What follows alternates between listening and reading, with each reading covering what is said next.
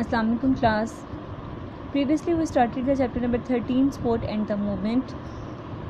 When we study out the role of the skeletal system, we see that the bone and the cartilage are present in a skeletal system, and these are also help for the movement. They can make a bony framework, but in certain parts bones can make a bony framework, and beside the bones cartilage are also present.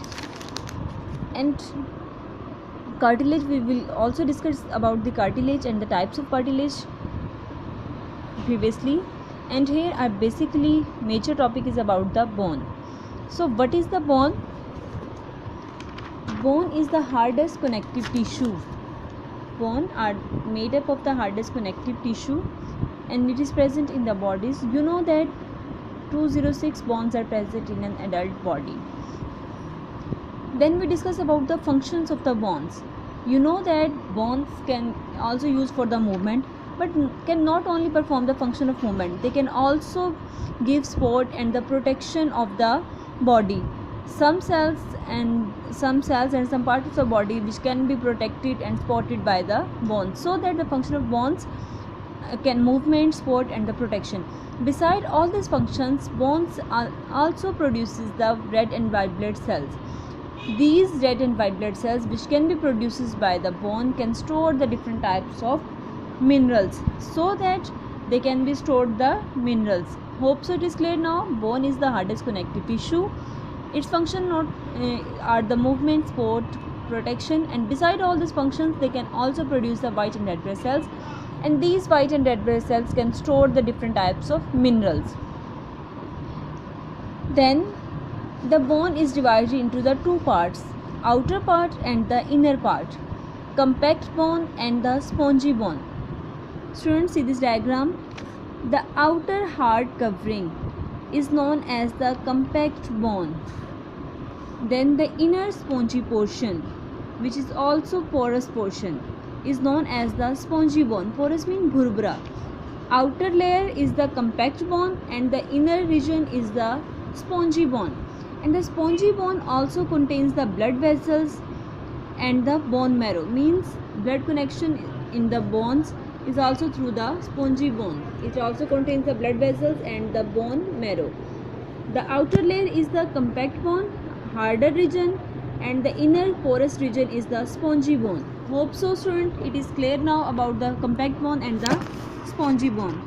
When we study about the cartilage, we see that the matrix of the cartilage contains the different types of collagen fibers. Like the cartilage, bones also contains the collagen fibers, but like beside the collagen fibers, bones also contains the minerals. We know that these can be produced the blood cells. Bones produce blood cells and blood cells store the minerals, so that minerals calcium and phosphate are also present in the bones like the collagen fibers. In a cartilage, we see that single type of cells are present, but in the bone many types of cells are present, and the cells, and when these cells can be matured, these are known as the osteocytes, means the mature blood cells, the mature bone cells are known as the osteocytes, and the mature cartilage cells are known as the chondrocytes. Basically, sometimes examiners also ask about the difference of the chondrocytes and the osteocytes. Then you should know that the cells of the cartilage are known as the chondrocytes and the cells of the bones are known as the osteocytes. It's all about the bone. Student, see your book.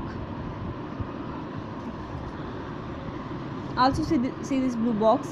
Babies are born with about the 300 soft bones. Some of these bones later fuse together, so that the adult skeleton has only the 206 hard bones. See this diagram. The outer part is the hard region. This diagram is also showing the hard region, and this is known as the compact bone.